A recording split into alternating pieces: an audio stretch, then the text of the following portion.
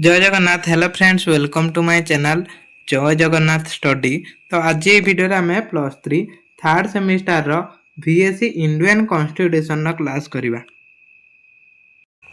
तो आमे पूर्व वीडियो रे यूनिट 1 संपूर्ण शेष करचंती, यूनिट 2 भी पढिचंती आ यूनिट 3 रो आमे लोकसभा और राज्यसभा पढिचंती। तो आज ये वीडियो रे आमे आउ गोटे आम क्लास करवा। देखो आमर 3टी क्लास यूनिट आमर शेष हबार थिला, किंतु आमर 3टी क्लास यूनिट आम शेष कर पारिबानी। तो आउ गोटे क्लास रहिबो। तो समस्त रेगुलर क्लास करंतु आ एई नोट ही करिथांतु, समस्त एई नोट करंतु। देखिए सबू एग्जाम जी भी क्वेश्चन आसो सब या भितर आसो। आउ जो मानकर देखो आपड़ जब पढ़ी ना एग्जाम टाइम वीडियो देखुं तो दुई थर ये वीडियो को वाच करने, दुई थर सबू जाक वीडियो दुई थर लेखा देखने आपणकर जहाँ भी हो एग्जाम ये क्वेश्चन आसो आपण मैंने आराम से लिखिपारे। तो आउ डेरी करवानी क्लास टू को आरंभ कर आज आम पढ़ा। यहाँ आम रोच यूनिट 3 रो क्लास 3 राज्य विधानसभा विषय आम पढ़ा। राज्य विधानसभा जहाँ को साधारणतः विधानसभा भाव में जनाशुना। राज्य विधानसभा को कौन आम साधारणतः खाली विधानसभा कही था, जोटा कि आमर राज्य विधानसभा जमी आमर ओडिशार विधानसभा अच्छी से भाया। भारतर राज्य विधानसभा निम्न सदन किंबा किछि राज्य रे एकमात्र सदन। यह विधानसभा प्रक्रिया रे राज्य जनसाधारण को प्रतिनिधित्व करे एवं राज्य सरकार शासन एवं कार्यकारितार एक गुरुत्वपूर्ण भूमिका ग्रहण करे। यहाँ कौन करता है ना राज्यर जनसाधारण मान को प्रतिनिधित्व करता है। जमीती कि आमर जनसाधारण मान को कौन आम यहाँ प्रतिनिधि करे, आम जनसाधारण मान भोट अनुसार या प्रतिनिधि बचा जाए। भारत संघीय गठन रे केंद्र एवं राज्य मध्य क्षमता आवंटन करा जायछि। भारतीय संघीय गठन सप्तम अनुसूची कौन करा जायछि ना केंद्र और राज्य को क्षमता आवंटन करा जायछि। संविधान सप्तम अनुसूची रे प्रदान करा जायथिबा राज्य तालिका एवं समयकालीन तालिका अधीन रे थिबा विषय गुड़िक उपर आईन प्रणयन करने प्रत्येक राजस्व निजस्व विधानसभा अच्छी। जो राज्य तालिकार जो सब कार्य अच्छी, राज्य तालिकार केतोटी कार्य अच्छी 61टी कार्य थिला। से 61टी कार्य कौन करा जिवो ना राज्यर विधानसभा को गठन करा जायछि। से विधानसभा निजस्व विधान से सब कार्य करिया ना कि सबु राज्यर कौन होइछि ना निजस्व गोटे गोटे विधानसभा रही। राज्य विधानसभा गठन किपरि हुए, प्रथम तार सदस्य बा विधायक को लेकिन गठित जो मान को एमएलए मान को कौ माने निर्वाचित करछंती, आमे माने भोट देकी निर्वाचित करछंती। विधानसभार सदस्य मान को विधानसभार सदस्य भाव में जनाशुना। सॉरी, जो विधानसभार सदस्य माने एमएलए भाव में जनाशुना। से माने सर्वजन प्राप्त वयस्क मतदान माध्यम राज्य जनसाधारण द्वारा सीधा सड़क निर्वाचित होती। एमएलए मान कौन करती ना जो इलेक्शन हुए आम सीधा सड़क भोट दे था, सीधा सड़क भोट देकी आम नियुक्ति करते। कौन कला ना सर्वजनीन प्राप्त वयस्क मतदान जो मानकर 18 वर्ष उपर भोटर कार्ड हो सारा पर से कौन करते भोट दिखती, भोट देकी एमएलए मान को बाछंती। जो माने विधानसभार सदस्य 18 वर्ष रु अधिक बयसर प्रत्येक नागरिक भोट देवा अधिकार अच्छी। जार 18 वर्ष रु अधिक होइछि से माने भोट दे परिबे, किंतु तांकर भोटर आईडी हवा दरकार। प्रथम पास्ट दी पोस्ट सिस्टम व्यवहार करी एक सदन निर्वाचन मंडली आधार रे निर्वाचन परिचालना करा जाय। एठी कोन करा जाय निर्वाचन मध्य परिचालना करा जाय। विधानसभार शक्ति, विधानसभार शक्ति कौन रही एगुड़ा देखो पॉइंट देकी लिखिबे। राज्य विधानसभा पढ़ी पारे 8 मारिका राज्य विधानसभार गठन संपर्क में लेख भी 5 मारिका आसीपे राज्य विधानसभार गठन। तो यहाँ आपड़ ये लिखे पॉइंट करिकी विधानसभार शक्ति, विधानसभार शक्ति कौन संविधान धारा 170 अनुଯାयी एक राज्य विधानसभा सभा सर्वाधिक सदस्य संख्या 500 एवं सर्वनिम्न होची 60। सर्वाधिक सदस्य केते रही पारिबे बा एमएलए गोटे राज्य रे सर्व माने सबुठारु अधिक एमएलए केते 500 रही पारिबे, सबुठारु कम होची 60। तथापि किछि छोट छोट राज्य एवं केंद्र शासित अंचल गुड़िकर छोट विधानसभा अच्छी। उदाहरण स्वरूप सिक्किम रे अच्छी 32टी, गोवा रे अच्छी 40टी, मिजोराम रे अच्छी 40टी, तापर पदुचेरी सेमती केतेटा अच्छी 33टी। तो सेठी सब कौन हुए ना छोट छोट केंद्र शासित अंचल, सेतिपई सेमानकर कम सदस्य थांती। तापर मनोनीत सदस्य, କିଛି କ୍ଷେତ୍ରରେ କ'ଣ କରାଯାଏ ନା ସଦସ୍ୟମାନଙ୍କୁ ମନୋନୀତ କରାଯାଏ।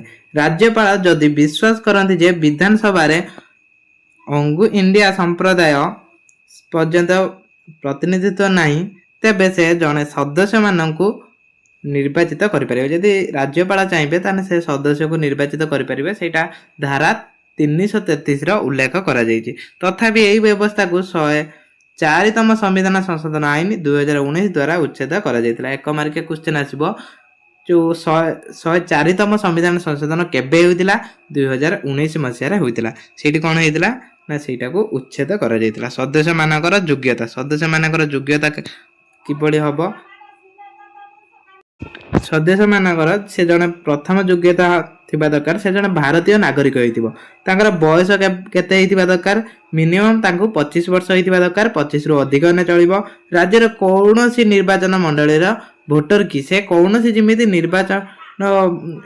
ଏଇଠି କ'ଣ ସେ କୌଣସି ନିର୍ବାଚନ ମଣ୍ଡଳୀର ଭୋଟର କି ନାହିଁ ସେଇଟା ଦେଖାଯିବ। ତାପରେ ସଂସଦ ଦ୍ୱାରା ଆଇନ ଦ୍ୱାରା ନିର୍ଦ୍ଧାରିତ ଅନ୍ୟାନ୍ୟ ଯୋଗ୍ୟତା ଧାରଣ କରାଯିବ। ସଂସଦ ଦ୍ୱାରା ଯେଉଁ ସବୁ ଆଇନ ଥିବ ସେସବୁ ଆଇନର ଯୋଗ୍ୟତା ସେ ଯୋଗ୍ୟ କି ନୁହେଁ ତାକୁ ଦେଖାଯିବ। ତାପରେ ସରକାରଙ୍କ ଅଧୀନରେ କୌଣସି ଲାଭଜନକ ପଦବୀ ଧାରଣ କରନ୍ତି ନାହିଁ।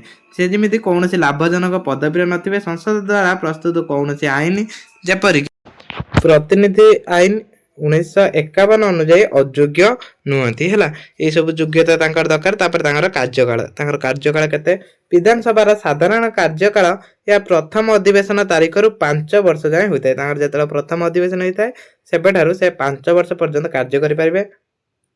ମୁଖ୍ୟମନ୍ତ୍ରୀଙ୍କ ପରାମର୍ଶରେ ରାଜ୍ୟପାଳ ଏହାକୁ ପୂର୍ବରୁ ଭଙ୍ଗ କରିପାରିବେ। ଯଦି ମୁଖ୍ୟମନ୍ତ୍ରୀ ପରାମର୍ଶ ଦେଲେ ତାହେଲେ ରାଜ୍ୟପାଳ ଏହାକୁ 5 ବର୍ଷ ପୂର୍ବରୁ ଭାଙ୍ଗି ପାରିବେ। ଜାତୀୟ ଜରୁରୀକାଳୀନ ପରିସ୍ଥିତି ସମୟରେ ସଂସଦ ଦ୍ୱାରା ବିଧାନସଭାର କାର୍ଯ୍ୟକାଳ ଥରେକେ 1 ବର୍ଷ ପାଇଁ ବୃଦ୍ଧି କରାଯାଇପାରିବ, କିନ୍ତୁ ଜରୁରୀକାଳୀନ ପରିସ୍ଥିତି ସମାପ୍ତ ହେବାର 6 ମାସରୁ ଅଧିକ ନୁହେଁ। ଯେମିତି ସେଇଟା ଯଦି ଦରକାର ପଡ଼ୁଛି ଜରୁରୀକାଳୀନ ପରିସ୍ଥିତିରେ 1 ବର୍ଷ ବୃଦ୍ଧି କରି ଦିଆଯିବ, ସେଇଟା କିନ୍ତୁ ଜରୁରୀକାଳୀନ ପରିସ୍ଥିତି ଯେତେବେଳେ ସମାପ୍ତ ହେଇଯିବ 6 ମାସରୁ ଯେମିତି ଅଧିକ ନ ହେବ। ତାପରେ ପ୍ରିଜାଇଡର ଅଫିସର ମାନେ ବିଧାନସଭାର କେଉଁମାନେ? ବିଧାନସଭାର ସଦସ୍ୟମାନଙ୍କ ଦ୍ୱାରା ନିର୍ବାଚିତ। ସେ ବିଧାନସଭାର ସମସ୍ତ ସଦସ୍ୟ ତାଙ୍କୁ ସେ ଅଫିସରଙ୍କୁ ନିର୍ବାଚିତ କରିଥାନ୍ତି। ସଭାଗୁଡ଼ିକର ଅଧ୍ୟକ୍ଷତା କରନ୍ତି, କ'ଣ ଶୃଙ୍ଖଳା ସଜାସଜି ବଜାୟ ରଖନ୍ତି। ସେ ସଭାର ଅଧ୍ୟକ୍ଷତା କରନ୍ତି, ତା ସହିତ ଶୃଙ୍ଖଳା ମଧ୍ୟ ରକ୍ଷା କରନ୍ତି। ଦଳ ପରିବର୍ତ୍ତନ ବିରୋଧୀ ଆଇନ ଅନୁଯାୟୀ ସଦସ୍ୟମାନଙ୍କ ଅଯୋଗ୍ୟତା ଏବଂ କ୍ରମବିନ୍ଦୁ ଉପରେ ନିଷ୍ପତ୍ତି ନିଅନ୍ତି। ଏପରି ପ୍ରସଙ୍ଗରେ ତାଙ୍କ ନିଷ୍ପତ୍ତି ଚୂଡ଼ାନ୍ତ। ଏହିସବୁ ପ୍ରସଙ୍ଗରେ ସେ ଯେଉଁ ନିଷ୍ପତ୍ତି ନିଅନ୍ତି ସେଇଟା ଚୂଡ଼ାନ୍ତ ରୁହେ। ତାପରେ ଏକ ନିରପେକ୍ଷ ଭୂମିକା ଗ୍ରହଣ କରେ ଏବଂ ବିଧାନସଭାର ମର୍ଯ୍ୟାଦାକୁ ପ୍ରତିନିଧିତ୍ୱ କରେ। ସେ ନିରପେକ୍ଷ, କୌଣସି ଦଳର ସପୋର୍ଟ ନେବେନି ବା କୌଣସି ଦଳକୁ ସାହାଯ୍ୟ କରିବେନି। ସେ ନିରପେକ୍ଷ ରହିକି ସବୁ କାର୍ଯ୍ୟ କରିବେ। ତାପରେ ଡେପୁଟି ବାଚସ୍ପତି, ତାଙ୍କ ଦଳରେ ଜଣେ ଥାନ୍ତି ଡେପୁଟି ବାଚସ୍ପତି। ବିଧାନସଭା ସଦସ୍ୟମାନଙ୍କ ଦ୍ୱାରା ସେ ମଧ୍ୟ ନିର୍ବାଚିତ ହୁଅନ୍ତି। ବାଚସ୍ପତିଙ୍କ ଅନୁପସ୍ଥିତିରେ ଯେତେବେଳେ ସେ ନଥାନ୍ତି ସେଇ ସମୟର ଅଧ୍ୟକ୍ଷତା ସେ କରିଥାନ୍ତି। ତାପରେ ବିଧାନସଭାର ଅଧିବେଶନ କେବେ ବସେ? ରାଜ୍ୟପାଳ ବର୍ଷକୁ ଅତି କମରେ 2 ଥର ବିଧାନସଭା ଡାକିଥାନ୍ତି। ଅତି କମରେ ରାଜ୍ୟପାଳ କେତେ ଥର ଡାକିବେ? 2 ଥର ଡାକିପାରିବେ। 2ଟି ଅଧିବେଶନ ମଧ୍ୟରେ ବ୍ୟବଧାନ 6 ମାସରୁ ଅଧିକ ହୋଇପାରିବ ନାହିଁ। ଯଦି 2ଟି ଅଧିବେଶନ ଡାକିବେ, ଧର 12 ମାସ, 12 ମାସରୁ 6 ମାସର ଗୋଟିଏ, ପୁଣି 6 ମାସର ଗୋଟିଏ, ତ 2ଟି ଅଧିବେଶନ ଡାକିପାରିବେ। ସେ ବଜେଟ୍ ଅଧିବେଶନ କେବେ ଡାକିପାରିବେ? ଆର୍ଥିକ ବର୍ଷ ଆରମ୍ଭରେ ଅନୁଷ୍ଠିତ ହୁଏ। ଏଇଟା ଯେତେବେଳେ ଆର୍ଥିକ ବର୍ଷ ଆରମ୍ଭ ହେବ ସେଇ ସମୟରେ ଏଇଟା ଅନୁଷ୍ଠିତ ହେବ। ତାପରେ ମୌସୁମୀ ଅଧିବେଶନ କେବେ ହେବ? ସାଧାରଣତଃ ବର୍ଷର ମଧ୍ୟଭାଗରେ ଏଇଟା ହେବ। ଯଦି ମୌସୁମୀ ଅଧିବେଶନ ସେ ଡାକୁଛନ୍ତି ତାହେଲେ ବର୍ଷର ମଧ୍ୟଭାଗରେ ଡାକିବେ। ତାପରେ ଶୀତକାଳୀନ ଅଧିବେଶନଟା ବର୍ଷ ଶେଷରେ, ଯେମିତିକି ନଭେମ୍ବର ଡିସେମ୍ବରର ସେ ଡାକିବେ। ତାପରେ ବିଧାନସଭାର କ୍ଷମତା ଆଉ କାର୍ଯ୍ୟ କ'ଣ ଆମେ ଦେଖିବା। ଇଏ ବି ଗୋଟେ 8 ମାର୍କିଆ କ୍ୱେଶ୍ଚିନ୍ ଆସିପାରେ। ତ ଏଇଠି ଆପଣ ଫୁଲ୍ ନୋଟ୍ କରିପାରିବେ। ଯଦି ଆପଣଙ୍କର ବହି ନାହିଁ ତ ଏଇଠି ନୋଟ୍ କରନ୍ତୁ, ଏଇଠୁ ପଢ଼ନ୍ତୁ। ଆଇନ ପ୍ରଣୟନ କାର୍ଯ୍ୟ ତାଙ୍କର ଥାଏ ବିଧାନସଭା ନିମ୍ନଲିଖିତ ବର୍ଷ ଗୁଡ଼ିକ ଉପରେ ଆଇନ ପ୍ରଣୟନ କରେ। ସେଇ ବର୍ଷ ଗୁଡ଼ିକ କ'ଣ? ରାଜ୍ୟ ତାଲିକା ଉପରେ, ଯଥା ପୁଲିସ, ଜନସ୍ୱାସ୍ଥ୍ୟ, କୃଷି, ସ୍ଥାନୀୟ ସରକାର ଇତ୍ୟାଦି, ଏଇସବୁ ବିଷୟରେ ଆଇନ ପ୍ରଣୟନ କରିବ। ତାପରେ ସମକାଳୀନ ତାଲିକା, ଯୋଉଟା ଯୁଗ୍ମ ତାଲିକା କୁହାଯାଏ, ସେଇଟା କ'ଣ? ଶିକ୍ଷା, ବିବାହ, ଜଙ୍ଗଲ, ବାଣିଜ୍ୟ ସଂଘ, ଏଇସବୁ କ୍ଷେତ୍ରରେ ଆଇନ ପ୍ରଣୟନ କରିବ। ଯଦି ଏକ ସମକାଳୀନ ବିଷୟ ଉପରେ ରାଜ୍ୟ ଆଇନ ଏବଂ କେନ୍ଦ୍ର ଆଇନ ମଧ୍ୟରେ ଦ୍ୱନ୍ଦ୍ୱ ଥାଏ ତେବେ କେନ୍ଦ୍ର ଆଇନ ପ୍ରଚଳିତ ହେବ। ଯଦି କୌଣସି ଆଇନ କି ନେଇକି ଧର ଶିକ୍ଷା ହେଲା, ବିବାହ ହେଲା, ଜଙ୍ଗଲ, ବାଣିଜ୍ୟ ସଂଘ, ଏଇ ଆଇନର କୌଣସି ବି ବିବାଦ ଦେଖାଯିବ, ଧର ଯୋଉ ଆଇନଟା ଆବଶ୍ୟକ केन्द्र गोटे आईन कह राज्य गोटे आईन कह कि से जगार कौन हम जोटा केन्द्र कह से कथाटा शुणा हम जदि राज्य आईन राष्ट्रपति अनुमोदन लाभ कर न था जदि राज्य आईन राष्ट्रपति अनुमति दौना से राज्य आईन को तेणु केन्द्र जोटा कही रहा आर्थिक क्षमता थाए विधानसभा राज्य आर्थिक उपर नियंत्रण रखे राज्य वार्षिक बजेट विधानसभा उपस्थित हुए जो राज्य जो वार्षिक जो बजेटा थाए सेटा विधानसभा उपस्थापन हम अर्थ बिल केवल विधानसभा आगत कर विधानसभा अनुमोदन बिना राज्य समन्वय पांठी कौन खर्च कर जदि विधानसभा अनुमति न देछि राज्यर जो पांठी अच्छी तादर कौन भी किसी खर्च कर कार्यनिर्वाह उपर नियंत्रण मुख्यमंत्री अध्यक्षतार गठित मंत्री परिषद सामूहिक भाव विधानसभा प्रति दायी विधानसभा कार्यनिर्वाह उपर नियंत्रण व्यवहार करे कौड़ाक प्रश्न उत्तर यही सब उपर कार्य करता है निर्वाचन कार्य मध्य थाए विधानसभा सदस्य माने भारतर राष्ट्रपति निर्वाचन में अंशग्रहण करती से कौन करती ना राष्ट्रपति को जो निर्वाचित करा जाए से अंशग्रहण करते निजे राज्य प्रतिनिधित्व कर राज्य सभा सदस्य मानक निर्वाचित करते से राज्यसभार जो अन्य माने सदस्य रही से निर्वाचित करती संवैधानिक कार्य संवैधानिक कार्य मध्य थाए विधानसभा निम्नलिखित कार्य गुड़िक एक भूमिका ग्रहण करे ये सब संवैधानिक कार्य से करता है कौन राज्य रे राष्ट्रपति शासन लागू करने अनुमोदन जदि जरूरकालीन परिस्थिति पड़ी तो 356 धारा अनुसार राज्य रे राष्ट्रपति शासन लागू हम से अनुमोदन करती नूतन राज्य गठन किंबा सीमा परिवर्तन जितेबाला संघीय संसद युक्त राज्य विधानसभा मतामत बिल पठा जाए से सब बेले से कार्य करती विधानसभा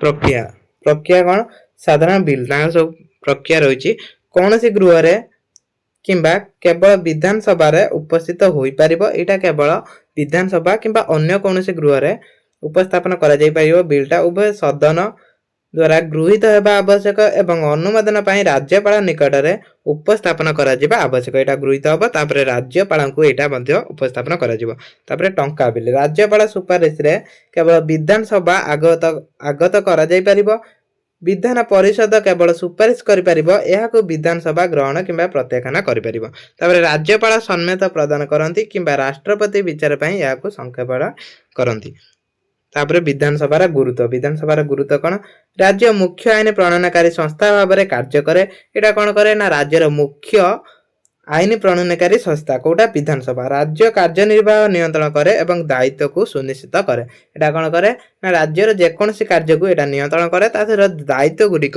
ये सुनिश्चित करता लोक इच्छा को प्रतिनिधित्व करे लोक निज इच्छा नहीं कि कौन करती ना प्रतिनिधि मान को बाछंती तेणु ये लोक इच्छा को प्रतिनिधित्व करे राज्य आर्थिक परिचालन एक गुरुत्वपूर्ण भूमिका ग्रहण करे अर्थ को परिचालना करता है सर्वजन गुरुत्व विषय उपर वितर्क आलोचना एक मंच भाव में कार्य करे एटा सब विषय कौन करे एटा कार्य करे तापर विधानसभा सीमा एटा देखंतु एटा लिखिबे निहाती भाव में एटा नोट करिए राज्य विधानसभा होची भारतर राज्य स्तर गणतंत्र मूलदुआ एठी कौन एठी गणतंत्र अनुसार ही एटा चली थाए आमे जा को वोट देई थांती से ही एठी प्रतिनिधि भाव में बछा जाते सदस्य भाव में यह लोकप्रिय सार्वभौमत्व नीति को प्रतिपादन करे दायित्वपूर्ण सरकार सुनिश्चित करे एवं राज्य प्रशासन आईन प्रणयन विकास रे एक गुरुत्वपूर्ण भूमिका ग्रहण करे एटा देखंतु प्रशासन आईन प्रणयन विकास करबा एई सब दिगरे कोन करथाय एटा कार्य करथाय किछि सीमाबद्धता सत्ते या राज्य शासन सबुठार गुरुत्वपूर्ण प्रतिष्ठान भाव में रही जहाँ सुनिश्चित करे जे कार्यपालिका लोक मान प्रति उत्तरदायी रहिबो एटा सुनिश्चित करे एटा होचे राज्यर सबुठु कौन करे राज्य शासन सबुठ गुरुत्वपूर्ण अंग होची विधानसभा है एतिक नोट करेंगे आ नेक्स्ट क्लास रे हमर यूनिट 3 सरी जिवो तो जदि वीडियो आपन को हेल्पफुल होईची तो आपण माने लाइक कमेंट नियंती भाव करेंगे वीडियो को एट रखिबा नेक्स्ट क्लास रे हमर यूनिट 3 शेष होबो।